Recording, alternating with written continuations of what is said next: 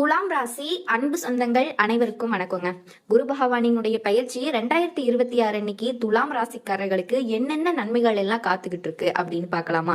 துலாம் ராசிக்காரர்களுக்கு குரு பகவானினுடைய பயிற்சி மேல பெரிய ஒரு ஈர்ப்பு இருக்குமா அப்படின்னு கேட்டா இருக்காது. காரணம் என்னன்னு கேட்டீங்கன்னா, ராசியாதிபதி சுக்கிர பகவானா வர்றாரு. ராசிக்கு சுக்கிரனுக்கு எதிர்கிரகமா குரு வர்றாரு. ஆனா இவங்களினுடைய ஜாதக அமைப்பு லக்னத்திற்கு குரு சுப கிரகமா இருக்கிறாரு அப்படின்னு வச்சுக்கோங்களேன். குருனால நிறைய நன்மைகள் துலாம் ராசிக்காரர்களுக்கு கிடைக்கும். ஒரு ராசியை வச்சு மட்டும் ஒரு கிரகம் எதிர் கிரகம் அப்படின்னு சொல்ல முடியாது.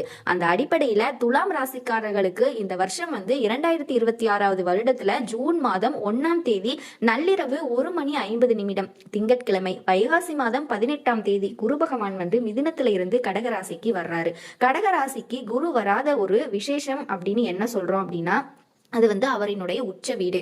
அப்போ உச்சம் பெற போறாரு குரு பகவான். அதுல சில மாதங்கள் அக்டோபர் ஒரு 31க்கு மேல அதிசாரமா சிம்மத்துக்கு போயிட்டு திருப்பி 24 ஜனவரியில கடகத்துக்கு ஒரு 3 மாசம் அதிசாரமா போனாலும் கூட உங்களுக்கு ஏறக்குரிய இந்த சைடு ஒரு 3 அந்த சைடு ஒரு 6ங்கிற ஒரு 9 மாதங்கள் உச்ச குருவினுடைய பலனை துலாம் ராசிக்காரர்கள் சந்திக்கக்கூடிய அமைப்புகள் இருக்கு.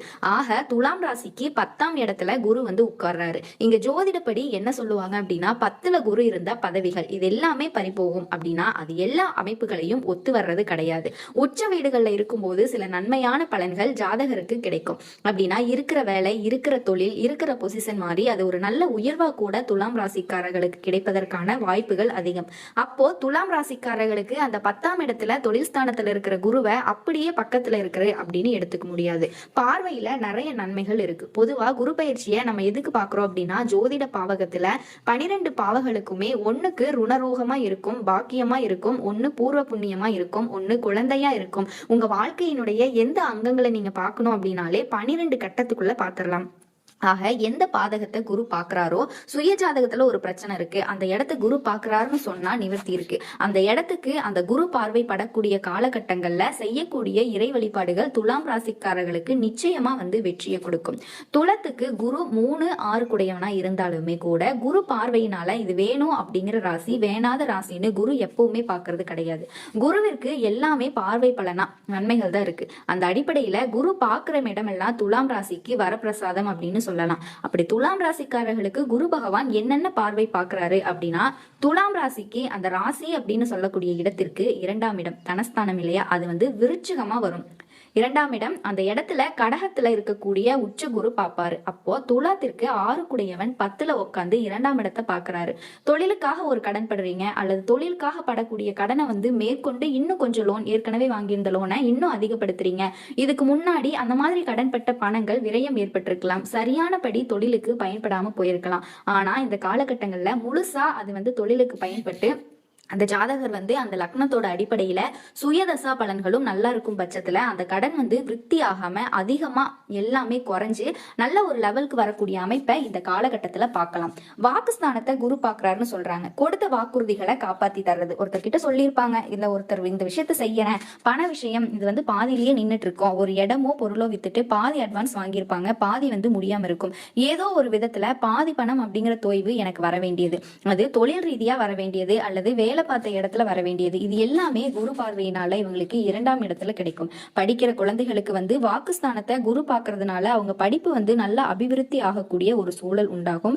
குடும்பம் ஏனோதானோ அப்படின்னு இருந்தவங்க கூட ஒரு இடத்துல சேர்ற மாதிரி, கணவன் மனைவி ஒரு இடத்துல இருந்தாங்க, கணவன் ஒரு இடத்துல இருந்தாங்க, மனைவி ஒரு இடத்துல இருந்தாங்க, பிள்ளைகள் தனியா பிரிஞ்சபடி இந்த மாதிரி ஒரு குழப்பங்கள் இருந்துச்சுன்னா கூட இப்போ ஒண்ணு சேர்ந்து இருக்கக்கூடிய ஒரு சூழலை குடும்பஸ்தானத்தை குரு பார்க்கும்போது உருவாகும் அப்படின்னு சொல்லுவாங்க.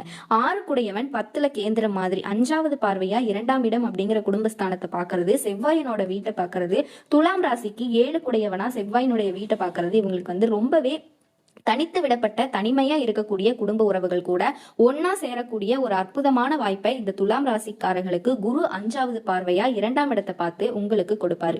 பொதுவா குடும்பம் அப்படின்னு சொன்னாலே இந்த வீடு கட்டணும், வண்டி வாகனம் வாங்கணும், இந்த அமைப்பெல்லாம் இருக்குமா அப்படிங்கிற ஒரு எதிர்பார்ப்பு இருக்கும். அந்த குரு பயிற்சியின் போது துலாம் ராசிக்காரர்களுக்கு இந்த மாதிரியான அமைப்புகள் எல்லாம் வருமா அப்படின்னு கேட்டீங்கன்னா, துலாம் ராசியை பொறுத்த வரைக்கும் 10ல இருக்கக்கூடிய குரு பகவானினுடைய மற்றொரு நேர் சமசப்தமா பார்வை அப்படின்னு சொல்றோம். பொதுவா குரு 5, 7, 9 இந்த பலன் தான் அவருக்கு. அப்போ 7வது பார்வையா துலாம் ராசிக்கு 4ஆம் இடத்தை பாக்குறாரு. அதுதான் முக்கியமான ஒரு வீடு அப்படின்னு சொல்றோம்.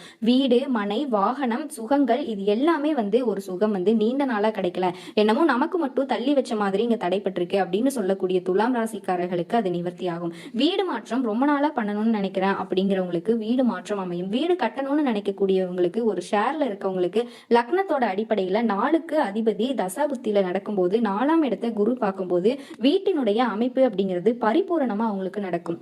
அந்த வீட்டை லக்ஷ்மி கடாய்ச்சம் அந்த இடத்துல கண்டிப்பா உண்டாகும். தாயாருக்கு ரொம்ப நாளா நோய் பீடைகள் இருந்துச்சு அப்படின்னு கேட்டா அது நிவர்த்தி ஆகும். வாகனங்கள், தேவையில்லாத செலவினங்கள் அதிகம் கொடுத்துட்டு இருந்துச்சு இல்லையா, வாகன ரீதியான விரைய செலவுகள் அதிகம் இருந்துச்சு.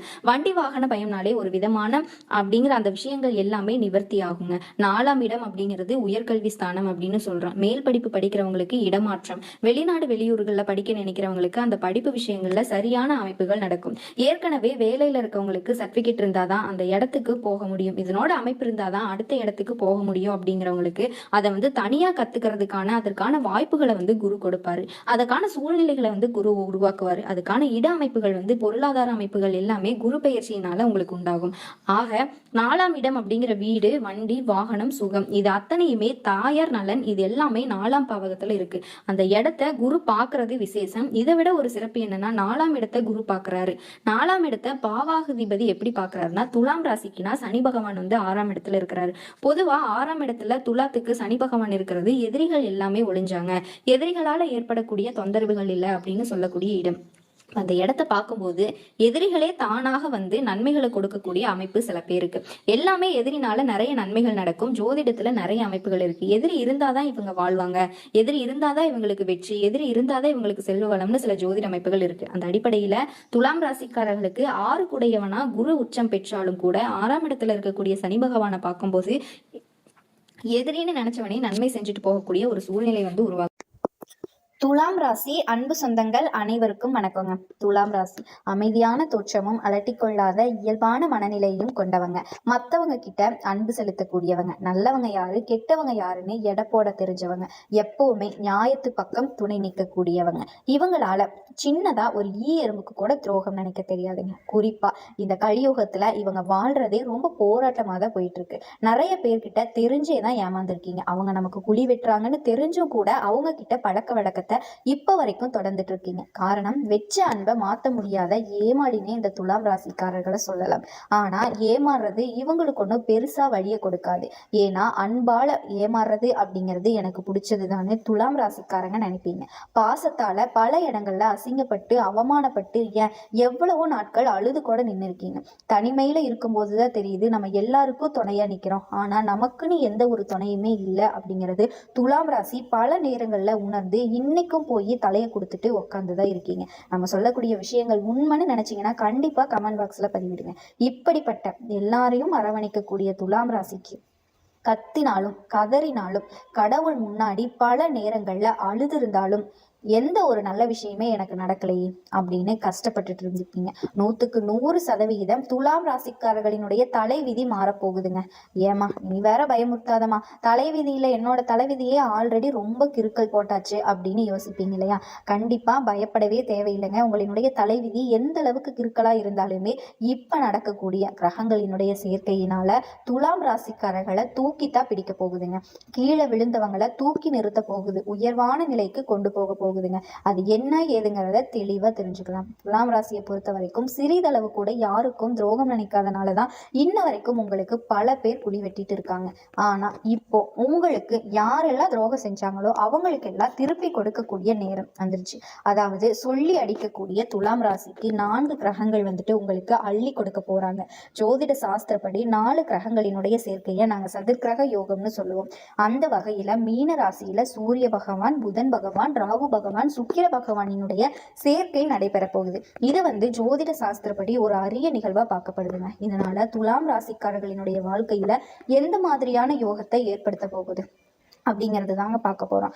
அதாவது இனி வரக்கூடிய நாட்கள் உங்களுக்கு ரொம்ப எந்த ஒரு காரியத்தையுமே துணிச்சலா இறங்கக்கூடிய உங்களுக்கு ஒரு சில காலகட்டமா நீங்க சந்திக்காத பிரச்சனையே கிடையாது, ஏமாறாத ஏமாற்றமே கிடையாது. சின்னதா ஒரு எறும்புல இருந்து தெரிஞ்சவங்க தெரியாதவங்க எல்லாருக்குமே உதவக்கூடிய மனப்பான்மை கொண்டிருந்தாலுமே மற்றவங்க கிட்ட உதவிக்கக்கூடிய நிலைய இப்போ நீங்க செஞ்ச காலம் போய் இப்போ நீங்க போய் மற்றவங்க கிட்ட உதவி கேட்கிற நிலை வந்துருச்சுங்க.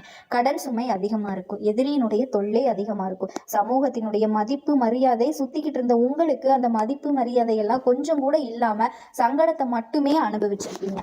ஆனா இப்போ இந்த 4 கிரகங்கள் வந்துட்டு உங்களுக்கு நல்ல பாக்கியமான அமைப்பை கொடுக்குறாங்க. தொழில் ரீதியா உங்களினுடைய உத்தியோக ரீதியா இருக்கக்கூடிய உங்களுக்கு எல்லா தடைகளுமே நீங்க போகுது. உங்க மீதான நம்பகத்தன்மை அப்படிங்கிறது அதிகரிக்க போகுது. புதிய ஒப்பந்தங்கள் கிடைக்க போகுது. இதன் மூலமா தொழில்ல நல்ல முன்னேற்றத்தை பார்க்க போறீங்க.